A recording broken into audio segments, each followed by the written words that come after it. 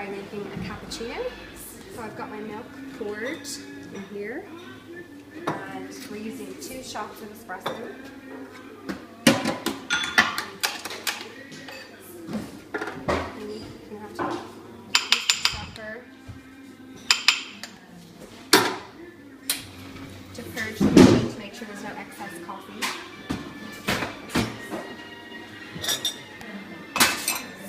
2 shots. And now we're going to steam the milk. So almost turn the steamer to make sure there's no leftover milk. So, do you want to come in closer? So we just want to make sure the milk is swirling around. Give it a nice silky texture. Then that's hot enough there.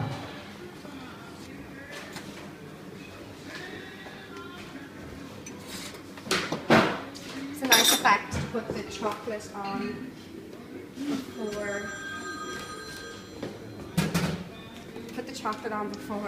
before the milk, just to give a nice effect.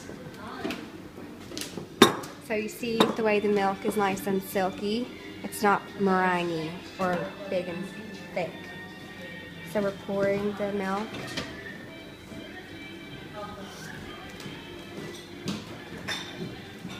You've got a cappuccino. Hearts are optional.